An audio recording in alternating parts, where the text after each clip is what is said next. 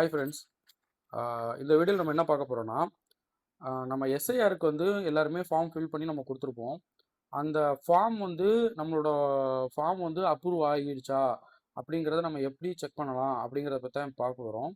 இதில் வந்து 2 மெத்தட் இருக்குது. ஃபஸ்ட்டு மெத்தட் வந்து ரொம்ப ஈஸியான மெத்தட். அதுக்கு வந்து உங்கள்கிட்ட வந்து நெட் கனெக்ஷன் எதுவுமே தேவையில்ல. ஈவன் ஸ்மார்ட் ஃபோன் கூட தேவையில்ல.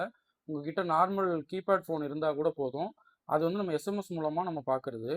இப்போ ரீசெண்டாக அப்டேட்டட் லிஸ்ட் விட்டுருக்காங்க இல்லையா, அந்த லிஸ்ட்டில் உங்களோட பேர் அதில் இருக்கா அப்படிங்கிறத பார்க்கறதுக்கான மெத்தடை தான் நம்ம பார்க்க போகிறோம்.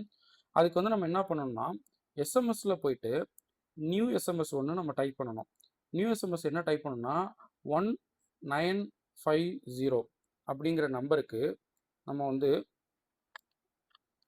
நம்மளோட நான் ஏற்கனவே கொடுத்துருக்க பாருங்க, அதாவது இசிஐ அப்படின்னு டைப் பண்ணி ஸ்பேஸ் விட்டுட்டு எக்ஸ், அதாவது நம்ம ஓட்டர் ஐடியோட நம்பர் XFZ04 அப்படின்னு ஆரம்பிக்கும் இல்லையா நம்மளோட நம்பர், என்ன நம்பரோ அந்த நம்பரை நீங்கள் அப்படியே கொடுக்கணும். இப்போ நான் என்னோட வீடியோவில் நான் என்ன நம்பர் கொடுத்துட்ருக்கணும் அதே மாதிரி இசிஐன்னு டைப் பண்ணி ஸ்பேஸ் விட்டு உங்கள் ஓட்டர் ஐடி நம்பரை நீங்கள் அப்படியே என்டர் பண்ணிவிட்டு அதை சென்ட் பண்ணீங்க அப்படின்னா உங்களுக்கு இந்த மாதிரி அலோவ் கேட்கும். நீங்கள் இதை அலோவ் கொடுத்துருங்க. கொடுத்தோன்னா உடனே உங்களுக்கு வந்து ஒரு ஒரு ரிப்ளை மெயில் வரும். இது ஆட்டோ ரிப்ளை மெயில். அதாவது இது வந்து தேங்க்யூ ஃபார் கான்டாக்டிங் அப்படின்னு சொல்லிட்டு ஒரு மெயில் மெசேஜ் வந்துடும். அந்த மெசேஜுக்கு அப்புறமா ஒரு மெசேஜ் உங்களுக்கு ரிசீவ் ஆகும். அந்த மெசேஜ் இதோ வந்திருக்கு பாருங்க, இதுதான் அந்த மெசேஜ். இதில் பார்த்தீங்கன்னா கம்ப்ளீட்டாக உங்கள் டீட்டெயில் எல்லாமே வந்துடும். அதாவது உங்கள் பேர், சீரியல் நம்பரு, பார்ட் நம்பரு, எந்த டிஸ்ட்ரிக்டில் எந்த ஸ்டேட்டில் நீங்கள் இது பண்ணியிருக்கீங்கிறது இந்த டீட்டெயில் ஃபுல்லாகவே உங்களுக்கு வந்துடும். ஸோ இதுதான் ஃபஸ்ட்டு மெத்தட், ரொம்ப ஈஸியான மெத்தட். இதுக்கு வந்து இன்டர்நெட்டு எந்த கனெக்ஷனுமே தேவையில்லை. நீங்கள் வந்து ப்ராப்பராக உங்களோட சிம்மை வந்து நீங்கள் டாப்அப் பண்ணி வச்சுருந்தாலே போதும். எஸ்எம்எஸ் மூலமாகவே நீங்கள் இதை வந்து தெரிஞ்சுக்கலாம். இது வந்து ஃபஸ்ட்டு மெத்தட், ரொம்ப ஈஸியான மெத்தட். இதுக்கப்புறம் ஸ்மார்ட் ஃபோன் யூஸ் பண்ணுறவங்களுக்கான இன்னொரு ஈஸியான மெத்தட் இருக்குது. அந்த மெத்தடை பற்றி இப்போ நம்ம பார்ப்போம். அந்த மெத்தடு ஒன்றும் இல்லை. நீங்கள் ப்ளே ஸ்டோர் போயிட்டு சர்ச்சில் போயிட்டு ஓட்டர்ஸ் ஹெல்ப்லைன் அப்படின்னு நீங்கள் டைப் பண்ணிங்கன்னா ஒரு ஆப் வரும். இதுதான் அந்த ஆப்பு. பார்த்தீங்கன்னா அந்த லோகோ இருக்கும். இந்த ஃபஸ்ட்டு டாப்பில் இருக்கு இல்லையா, இதுதான் அந்த ஆப்பு. இந்த ஆப்பை வந்து நீங்கள் இன்ஸ்டால் பண்ணிக்கிட்டீங்கன்னா ஃபஸ்ட் டைம் இன்ஸ்டால் பண்ணும்போது நீங்கள் ஏற்கனவே ஒரு ரெஜிஸ்டராக இருந்தால் உங்கள்கிட்ட வந்து ஃபோன் நம்பர் கேட்கும். பட் நான் இப்போ காட்டுறேன் பாருங்கள், நான் ஆல்ரெடி ரெஜிஸ்டர் பண்ணிட்டதுனால எனக்கு இப்படி டேரெக்டாக ஹோம் பேஜ் வந்துருச்சு. பட் உங்களுக்கு அப்படி வராது. ஃபஸ்ட் டைம் நீங்கள் இன்ஸ்டால் பண்ணுறவங்களுக்கும் உங்களோட ஃபோன் நம்பர் கேட்கும். அதுக்கு கீழே நியூ யூசர் அப்படின்னு ஒரு ஆப்ஷன் இருக்கும். அந்த ஆப்ஷனை டச் பண்ணிங்கன்னா உங்களோட ஃபர்ஸ்ட் நேம், லாஸ்ட் நேம், அப்புறம் மொபைல் நம்பர் கேட்கும். அந்த ஃபர்ஸ்ட் நேம், லாஸ்ட் நேம் கொடுத்துட்டு மொபைல் நம்பர் கொடுத்தீங்கன்னா உங்களுக்கு ஒரு ஓடிபி வரும். அந்த ஓடிபி வந்த உடனேயே உங்களோட நேம் அதில் ரெஜிஸ்டர் ஆகிடும். அகைன் நீங்கள் வந்து உங்கள் ஃபோன் நம்பரை கொடுத்துட்டு ஓடிபி அனுப்புனீங்கன்னா ஓடிபி இன்னொரு ஓடிபி வரும். அதை வச்சு நீங்கள் லாகின் பண்ணிட்டீங்கன்னா இந்த மாதிரி ஹோம் பேஜ் வந்துடும். ஓகேவா? உங்களோட ஃபோன் நம்பர் மட்டும் இருந்தால் போதும், நீங்கள் இதில் ரெஜிஸ்டர் பண்ணி லாகின் பண்ணிக்கலாம். இந்த ஆப்போட ஹோம் பேஜ் இதுதான். இதில் மேலே சர்ச் பாக்ஸ் இருக்கு இல்லையா, இதில் search your name in electoral roll அப்படின்னு இருக்கு இல்லையா, இதில் நீங்கள் அந்த சர்ச் பாக்ஸை கிளிக் பண்ணோன்னா இப்படி ஒரு பேஜ் ஓப்பன் ஆகும். இதில் மேலே பார்த்தீங்கன்னா இபிஐசி நம்பர் அப்படின்னு ஒன்று இருக்குது பார்த்தீங்களா, இதை நீங்கள் டச் பண்ணணும்.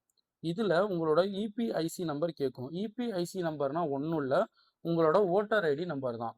இப்போது அதில் போயிட்டு உங்கள் ஓட்டர் ஐடி நம்பரை எப்படி நம்ம எஸ்எம்எஸில் டைப் பண்ணமோ அதே மாதிரி இதுலேயும் நம்ம உங்களோட ஓட்டர் ஐடி நம்பரை அப்படியே டைப் பண்ணணும்.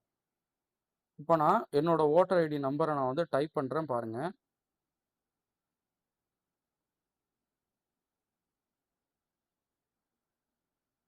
இப்படி டைப் பண்ணிவிட்டு சர்ச் பண்ணோம் அப்படின்னா நமக்கு எஸ்எம்எஸில் என்னென்ன டீட்டெயில்ஸ் இருந்துச்சோ அதே டீட்டெயில் நமக்கு இங்கேயும் வந்துடும்.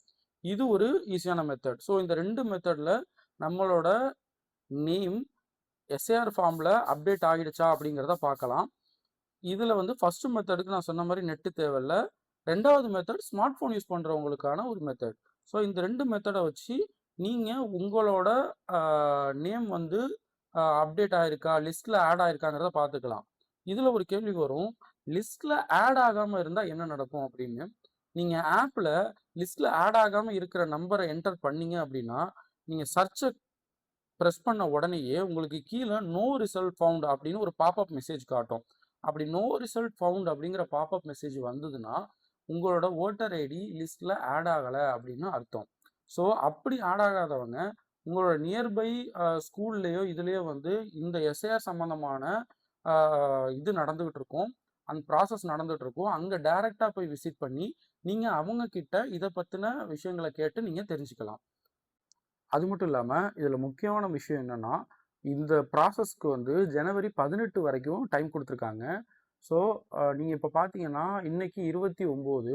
ஸோ ஆல்மோஸ்ட் டிசம்பர் வந்து முடிய போகுது. ஸோ இதுக்கப்புறம் பார்த்தீங்கன்னா இன்னும் ஒரு 18 நாள் தான் இருக்குது. அதுலேயுமே பார்த்தீங்கன்னா சனி ஞாயிறு அந்த மாதிரி டைமில் அவங்க வந்து அந்த ப்ராசஸ் நடக்குமா அப்படின்னு வந்து ஷுவராக தெரியல. ஸோ வந்து கூடிய விரைவில் நீங்கள் உங்களோட ஓட்டர் ஐடி சம்மந்தமாக ஏதாவது பண்ணணும் அப்படின்னு நீங்கள் நினச்சிங்கன்னா, கூடிய விரைவில் எவ்வளோ சீக்கிரம் முடியுமோ அவ்வளோ சீக்கிரமாக போய் அங்கே அந்த ஸ்கூல், அதாவது உங்கள் நியர்பை பிளேசஸில் மோஸ்ட்லி வந்து இந்த மாதிரி விஷயங்களை ஸ்கூலில் தான் கண்டக்ட் பண்ணுவாங்க. அந்த இடத்துக்கு போயிட்டு நீங்கள் வந்து உடனே உங்களோட ஓட்டர் ஐடி சம்மந்தமான தேவைகளை வந்து உடனே கம்ப்ளீட் பண்ணிடுங்க. இன்னொரு விஷயம் என்னன்னா, உங்களோட டீட்டெயில் எல்லாமே அப்டேட் ஆகியிருந்தாலும் சில பேருக்கு வந்து தொகுதியை மாற்றணும், இல்லை அட்ரஸ் மாற்றணும் அப்படிங்கிற தேவைகள் இருக்கலாம். அந்த மாதிரி மாற்றக்கூடிய தேவைகள் இருக்கலாம். அவங்களுமே அங்கே போயிட்டு நேராக அங்கே விசிட் பண்ணி அவங்க கிட்ட கேட்டு உங்கள் தேவைக்கு ஏற்ற மாதிரியான கோரிக்கைகளை நீங்கள் அங்கே இது பண்ணி அங்கே வந்து அதை சால்வ் பண்ணிக்கலாம். எல்லாமே வந்து அங்கே பண்ணி கொடுக்குறாங்க. ஸோ அதனால நீங்கள் உடனடியாக அந்த இடத்துக்கு போயிட்டு விசிட் பண்ணி உங்களோட தேவைகளை வந்து நீங்கள் சரியாக கம்ப்ளீட் பண்ணிக்கோங்க காய்ஸ்.